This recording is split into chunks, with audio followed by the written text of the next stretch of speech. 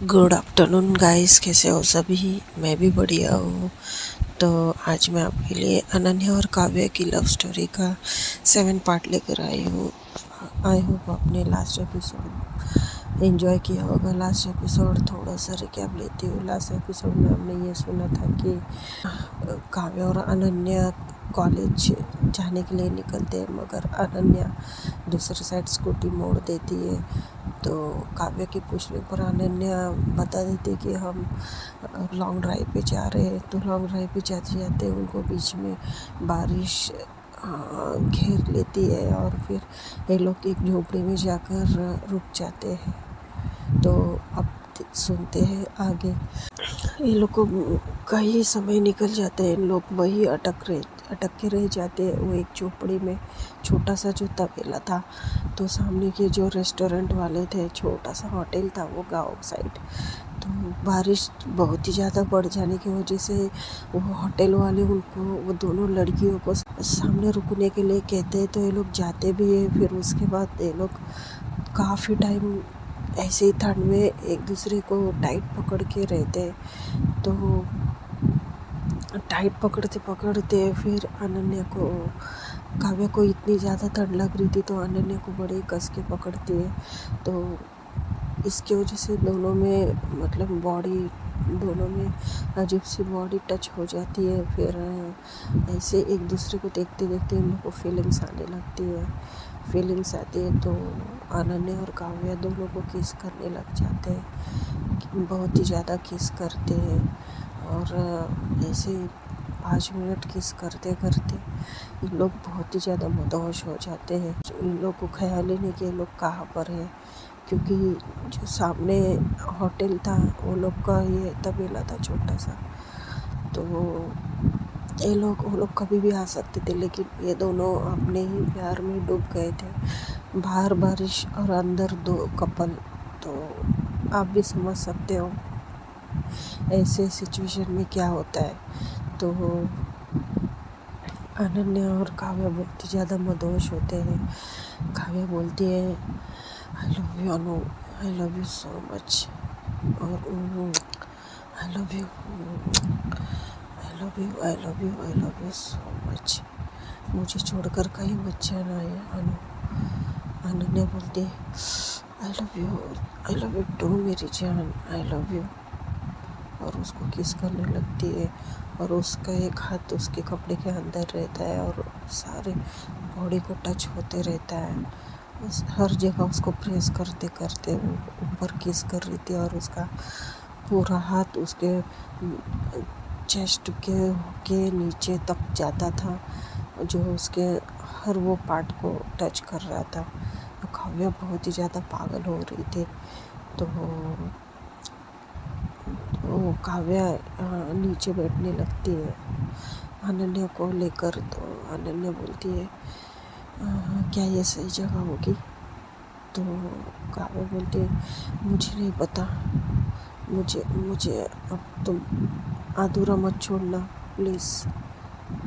तो अनन्या स्माइल करती है और नीचे बैठ जाती है उसको लेकर। और फिर नीचे लोग वो जो काव्य का जैकेट था वो बिछा देती है और काव्य को नीचे सुला देती है। और अनन्या उसको उसके ऊपर आ जाती है और उसको देखने लगती है। फिर काव्य उसको अपने पास बुलाती है और काव्य को वो किस पर किस करने लग जाती है और बहुत ही ज़्यादा किस करने लगते हैं लोग।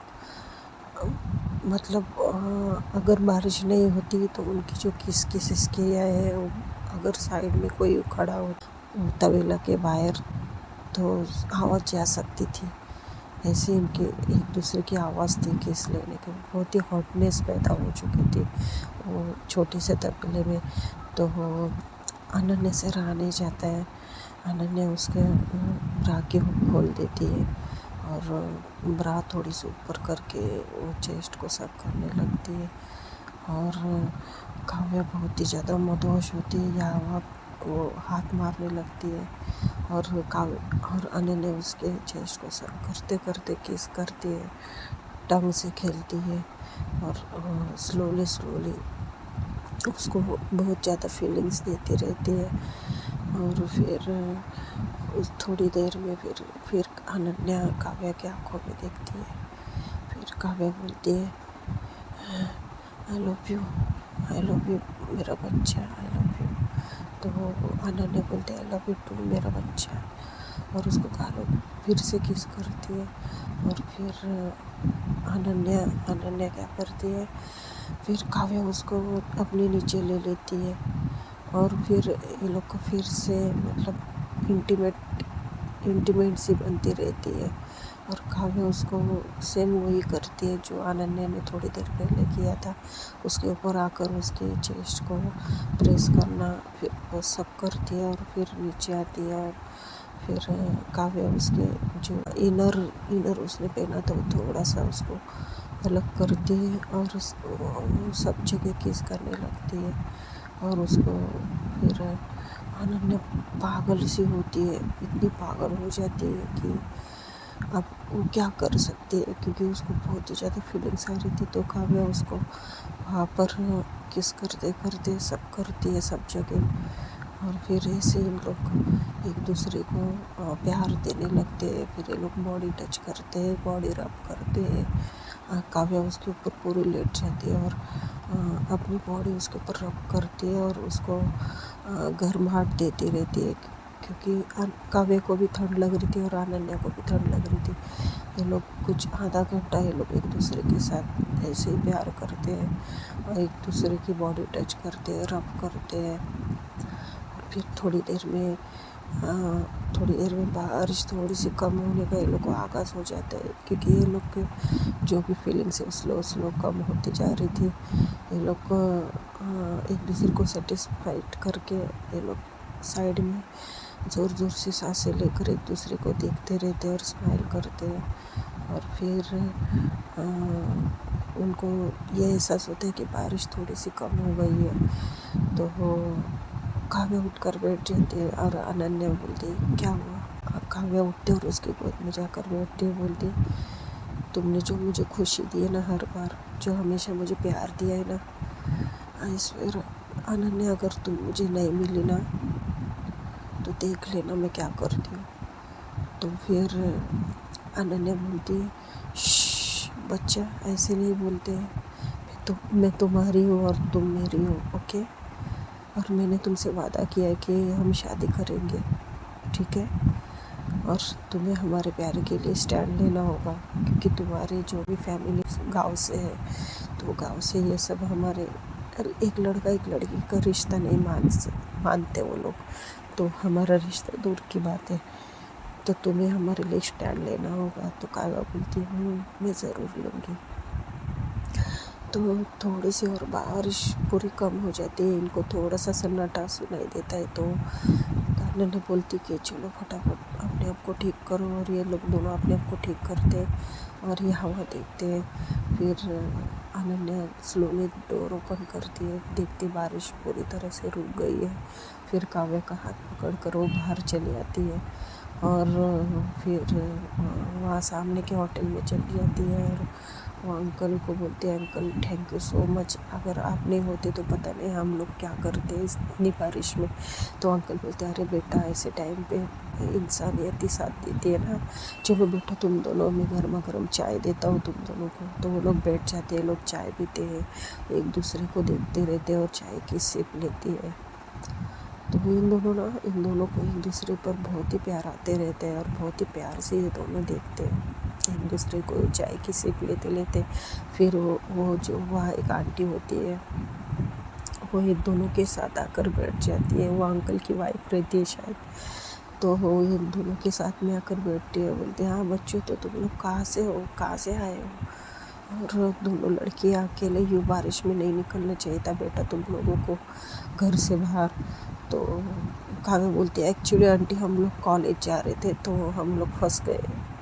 तो आंटी बोलती है, अच्छा, तो अब तुम लोग जाओगे कैसे? क्या मैं अंकल से कहकर गाड़ी का इंतज़ाम करूँ?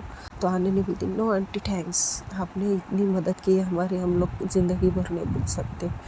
और वो एक्चुअली मेरी स्कूटी वहाँ पे मैंने पार्क किया था होटल के यहाँ पर सेफली।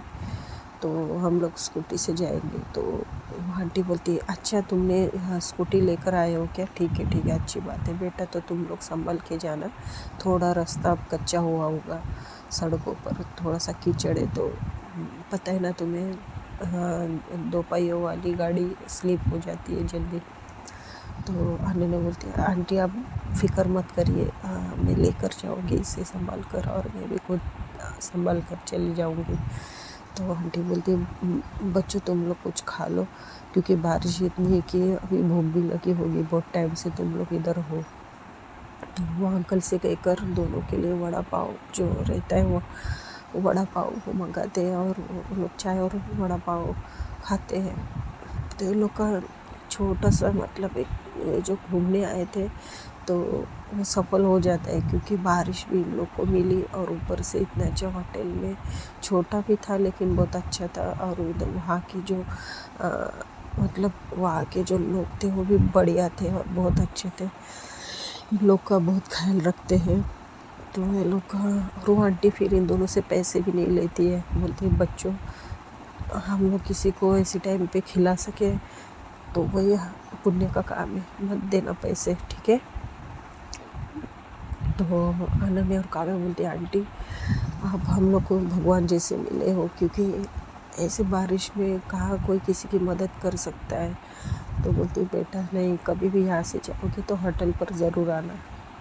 तो और नेक्स्ट टाइम मैं तुम्हें बोल रही हूँ कि इतनी बारिश में तो निकलना ही मत, अपने घर पर ही रहना, ठीक है। तो अनन्या बोलती हाँ आंटी ठीक है, तो हम लोग अब चलते हैं। तो आंटी बोलती हाँ बेटा जल्दी जाओ, बारिश तो रुक गई है, तो तुम लोग घर पर जाओगे जल्दी। तो ये लोग उन लोग को सबको बाय करके इन लोग को अनन्या स्कूटी स्टार्ट करती है और काव्या उसके पीछे बैठ जाती है पकड़ कर उसको टाइट। फिर ये लोग ऐसे ही थोड़ी देर पहले का सब सोच कर, और काव्या स्माइल करती रहती है, और अनन्या उसको मिरर में से देखती है और वो भी स्माइल करती है। तो ये लोग थोड़ी देर यानी ये लोग बहुत दूर आ चुके थे घर से और उनके जो कॉलेज थे उससे। तो ये लोग को कॉलेज का जो टाइम होता है वो उन लोग का हो जाता है। तो काव्या बोलती कि बहुत लेट हो गया यार। तो वैसे भी आंटी आजकल थोड़े से कुछ अलग ढंग की लगती है मुझे। तो अनन्या हंसते बोलते अलग ढंग की मतलब क्या हुआ। तो काव्या बोलती नहीं यार, कुछ अजीब से सवाल करते रहते मुझसे, पता नहीं क्यों। तो अनन्या बोलती अच्छा तो उनसे बात कर लो, हो सकता है कि उनकी तबीयत कुछ ठीक नहीं होगी या फिर ऐसे किसी बात का उनको बुरा लगा होगा। तो काव्या बोलती है वही मेरे को देखना पड़ेगा क्या हुआ है। तो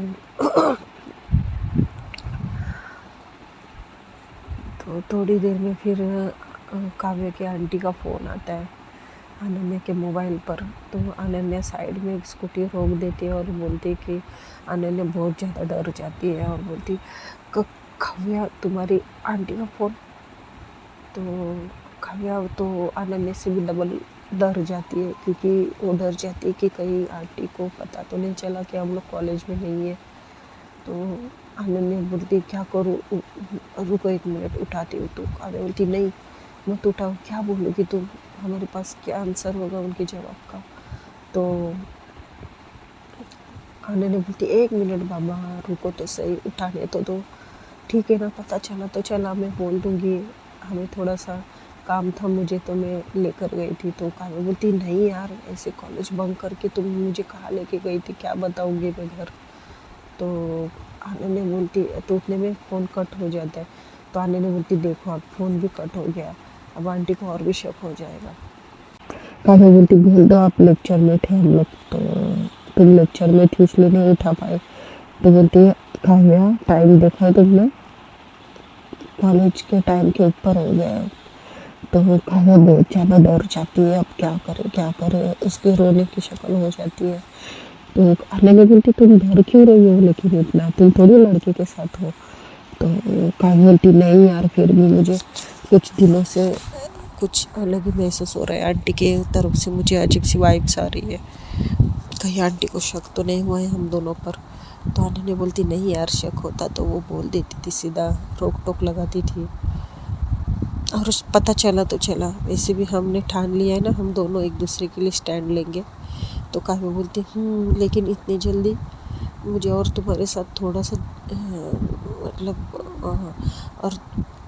और थोड़ी टाइम पता चलेगा तो अच्छा होगा ना यार, वरना मेरा कॉलेज बंद कर देगी तो मैं क्या करूँगी।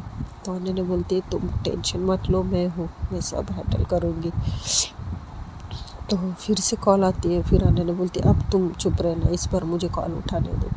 आने ने कॉल उठा दी थी।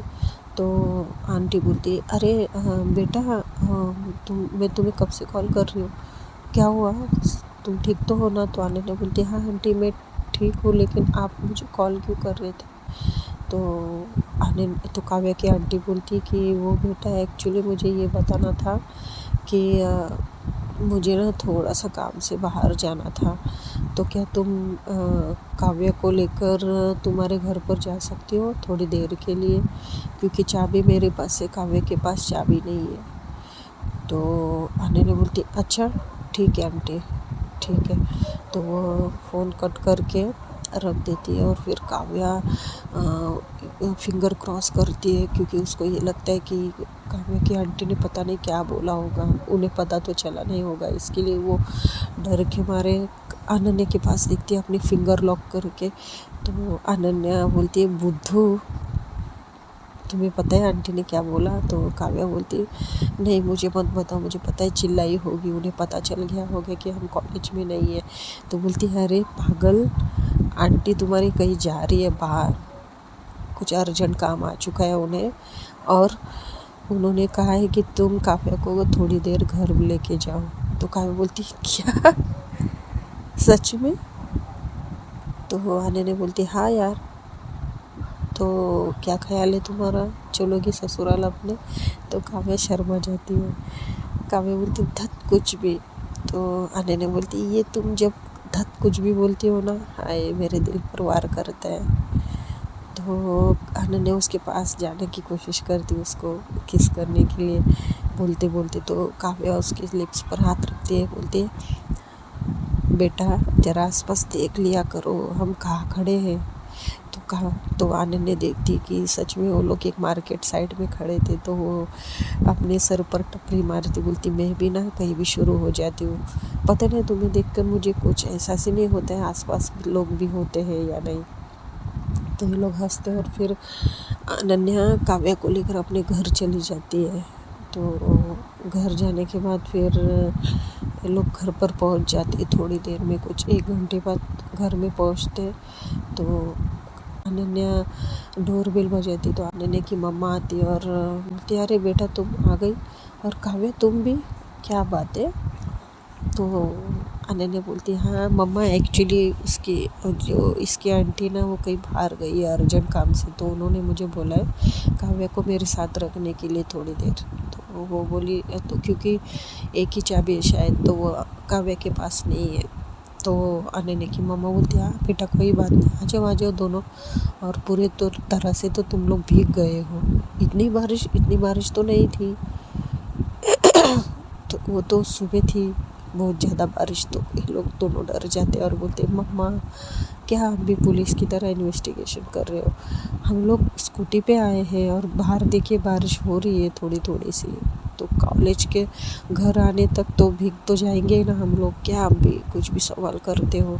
मुझे तो आपसे पुलिस वाली वाइब्स आ रही है। तो अनन्या की मम्मी हंसती है और बोलती है अच्छा बाहर बारिश हो रही है, मुझे तो पता ही नहीं, मैं घर में ही थी ना, तो सुबह की बारिश का मुझे पता है। तो फिर ये लोग जाते, फिर अनन्या की मम्मा तो अनन्या की मम्मा बोलती है अच्छा एक काम करो, तुम लोग फ्रेश हो जाओ, मैं खाना लगा देती हूँ दोनों का। तो ये लोग जाते हैं ऊपर और फिर ये लोग फ्रेश होने लगते हैं। तो दोनों जाते, फिर एक के बाद एक ये लोग जाते वॉशरूम फ्रेश होने के लिए। वहाँ भी वो लोग का अनन्या काव्या से मस्ती करती है वॉशरूम में, दोनों एक साथ ये लोग का मतलब चलता है लवी डबी मोमेंट। तो अनन्या तो काव्या बोलती है देखो अनन्या, हम तुम्हारे घर में और तुम्हारी मम्मा घर पर है और वो वेट करती होगी हमारा, तो चलो हम लोग जल्दी जाएंगे नीचे, वरना उनको डाउट हो जाएगा ये लोग इतनी देर से क्या कर रहे हैं। तो अनन्या बोलती है हाँ हाँ हाँ ठीक है चलो चलो। तो ये लोग फ्रेश होते हैं, नीचे जाते हैं। फिर काव्या बोलती है आंटी आप बैठिए ना, मैं परोसती हूँ आज। तो अनन्या की मम्मा बोलती है अरे बेटा नहीं नहीं, तुम बैठो, तुम हमारे घर पे मेहमान हो ना। तो फिर अनन्या काव्या को देखती है और बोलती मम्मा ये मेहमान कहाँ है, ये तो अपनी है ना, ये तो मेरी बेस्ट फ्रेंड है, मेरी करीबी है ना ज़्यादा। तो फिर अनन्या की मम्मा बोलती है कि अरे मेरा कहने का मतलब ऐसा नहीं था, मतलब तुम ऐसा ऐसा थोड़ी तुम अभी थक कर आई हो और तुम खाना परोसोगी, मैं परोस देती हूँ। बोलती नहीं आंटी मुझे करने दीजिए ना, मुझे अच्छा लगेगा। तो आंटी बैठ जाते हैं, फिर दोनों खाना खाने के लिए बैठ जाते हैं और काव्या उनको परोसती है। तो अनन्या को ना बहुत अच्छा लगता है कि उसे ये फीलिंग्स होती है कि जैसे काव्या शादी कर कर आई है और वो वाइफ है और ये सास को और पति को खाना खिला रही है। तो अनन्या बहुत ज़्यादा स्माइल करती है काव्या को देखकर। तो काव्या बोलती है शर्म में प्लीज़ यार बार बार मेरे पास मत देखो, आंटी क्या सोचेगी। तो फिर ये लोग ऐसे खाना खाते हैं। तो उसके बाद फिर आंटी बोलती है अच्छा तुम लोग खाना खाओ। फिर अनन्या बेटा ये सब थोड़ा टेबल वेबल साफ़ करोगी ना। तो अनन्या बोलती है हाँ मम्मा चाहिए, हम दोनों कर लेंगे। तो अनन्या की मम्मा जाती है तो ये लोग हाँ टेबल वेबल साफ़ करते हैं। अनन्या उसका मतलब कभी यहाँ चिमटी लेना, कभी उसके बाल खींचना, कभी उसको करीब लेना, ये सब चलते रहता है। लेकिन काव्या बहुत डरती रहती है क्योंकि उसकी मम्मा थी अनन्या के घर पर। तो ये लोग ये सब उठा के ये लोग फिर अनन्या फिर काव्या को फिर से रूम में लेकर जाती है और ये लोग बैठकर बात करने लगते हैं। तो अनन्या को तो अनन्या को फिर से फीलिंग्स आती है। तो अनन्या पास जाने लगती, काव्या बोलती नहीं इस बार नहीं, मैं थक गई हूँ प्लीज़। तो अनन्या बोलती है क्यों, इतना तो मैंने क्या थका नहीं दिया तुम्हें, और यहाँ पर कोई नहीं है तो चांस मारने का बनता है ना यार। तो काव्या बोलती नहीं यार तुम्हारी मम्मा घर पर है, वो अचानक आ सकती है, कि तुम क्या मुझसे ऐसे बैठे बैठे बात नहीं कर सकती हो क्या, मुझे बात करनी है ना तुमसे। तो तुम्हारे पास आकर तुम्हारे बाहों में बैठकर तुम मुझे बात करनी है तुमसे। तो अनन्या बोलती है अच्छा ठीक है। तो अनन्या उठती है और अंदर से डोर लॉक करती। तो काव्या बोलती मैंने क्या कहा, मुझे ये सब अभी नहीं करना है। तो अनन्या बोलती हाँ यार तुम पास बैठोगी मेरी बाहों में रहोगी तो मम्मी आ सकती है, और फिर वो क्या बोलेगी कि दोनों बेस्ट फ्रेंड ऐसे कैसे बैठ गए, उनको तो शक ही आएगा ना। हमें प्राइवेट जो हमारा टाइम है तो वो डोर लॉक करके ही होना चाहिए ना। तो काव्या शर्माती है। तो अनन्या उसका हाथ पकड़ती है और अपनी तरफ ले लेती है और उसको अपने पास चिपक के बैठा देती है। फिर ये लोग बात करते रहते। तो काव्या बोलती कि मैं कैसे रहूँगी यार तुम्हारे बिना, तुम पढ़ाई के लिए जाओगी। तो अनन्या बोलती है अरे यूँ चुटकी भर में निकल जाएंगे कुछ साल, उसके बाद तो मैं फ्री हूँ, फिर तुम भी फ्री हो जाओगी। तो बोलती हाँ यार लेकिन मैं तुम्हारे बिना कैसे रहूँगी, मैं नहीं रह सकती हूँ तुम्हारे बगैर, हम दोनों बहुत ही ज़्यादा करीब आ गए हैं। तो अनन्या बोलती हाँ बाबा मैं तुम्हें हमेशा कॉल करूँगी, ठीक है, हो सके तो मैं चिट्ठी भी लिखूँगी। तो काव्या हंसते बोलती रहने दो, कॉल आएगा वही बड़ी बात है मेरे लिए। तो अनन्या बोलती क्यों तुम्हें मुझ पर विश्वास नहीं है। तो काव्या बोलती नहीं पता नहीं हमेशा कुछ अजीब सा डर लगा रहता है कि हम दोनों की बात हो पाएगी कि नहीं। तो अनन्या उसके लिप्स पर हाथ रखती है, एक फिंगर रखती है, बोलती है ऐसा मत कहो, मैं भी नहीं रह सकती तुम्हारे बिना, तुम्हें पता है मैं तुमसे भी ज़्यादा प्यार करती हूँ। तो काव्या बोलती है मैं भी। तो ये लोग हक करते हैं, हक करके बैठ जाते। तो डोर पर नॉक होता है। तो काव्या डर जाती है और पीछे हट जाती है और देखती कि वो आंटी होती है यानी अनन्या की मम्मा। तो अनन्या की मम्मा बोलती है बेटा तुम्हारा मोबाइल बाहर ही था, ये देखो कब से फ़ोन बज रहा है। तो बोलती कि, और फिर अनन्या की मम्मा बोलती वैसे तुम लोग अंदर से लॉक करके क्यों बैठे हो?